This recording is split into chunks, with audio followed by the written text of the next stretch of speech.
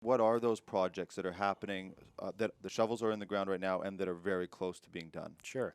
So again, LNG Canada, final investment decision done. That's, of course, a pipeline is being built and the facility itself. So, Yeah. so we can get into, what's the opportunity, what does the industry look like in British Columbia, but LNG Canada is sited near Kitimat in Haisla territory.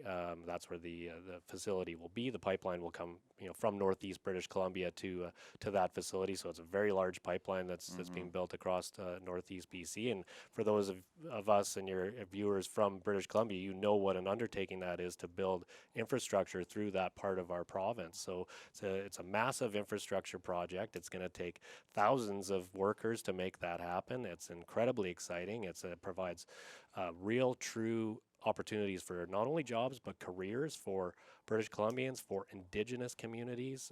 It's a really important project on the path to economic reconciliation with our Indigenous Mm-hmm. communities, and very, very exciting. That's in the works as we speak.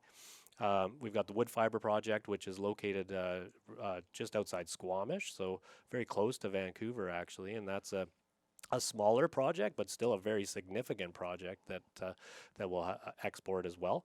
We've got the Kitimat LNG project, which is a partnership between Chevron and Woodside. Right.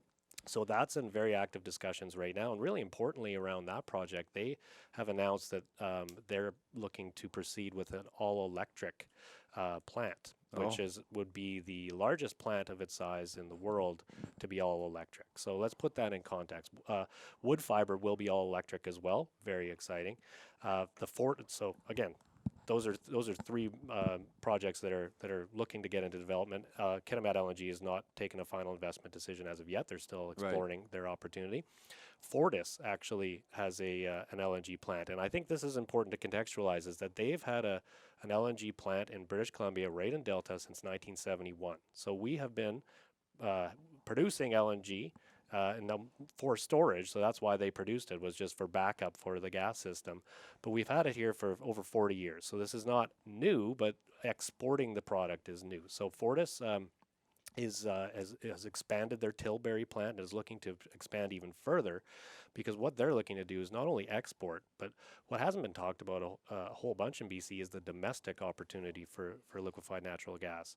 And that's really around our marine environment. So there's an opportunity to fuel switch from bunker fuel to LNG. And what does that mean? Well, that means that emissions get reduced hugely and particulate matter gets reduced hugely. The ships that are traveling the world right now, no country owns those emissions. So the ships travel the world, and there's no way to Mm-hmm. capture, Right. who's emitting what. Well, what we can do here in Vancouver is create a LNG bunkering hub as we make this conversion fuel switch, and it's a step change in conversion when you see the reductions in greenhouse gases and importantly particulate matter, and we can talk about that and what that means in the export opportunity.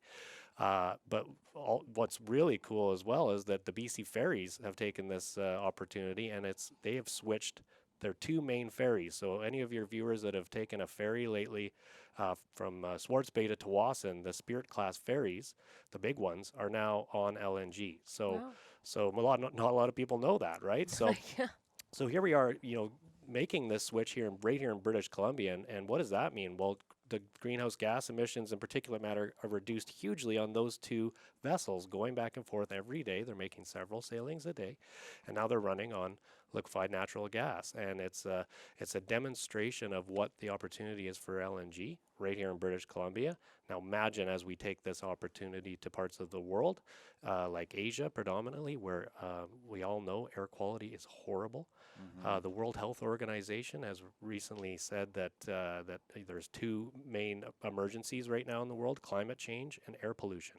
7 million people are dying every year because of poor air quality. I saw that quote on your LinkedIn. I was reading that. Yeah, Yeah. yeah, and it's a real issue, and those are 7 million people dying every year. But that doesn't take into account those that are suffering from health Right. Yeah. Yeah. consequences. Those are all the way from children right through to the elderly that are suffering from poor air quality. It affects people's quality of life. The lifespan. I mean, there's this huge issues around air quality. Liquefied natural gas can be a solution right now Mm-hmm. to reducing air pollution in parts of the world that are suffering hugely for it. And let's remember, we all share one atmosphere. This is reducing greenhouse gas emissions and particulate matter only helps the world and helps our atmosphere. So this is a truly a real opportunity for British Columbia to play a global leading role in that regard.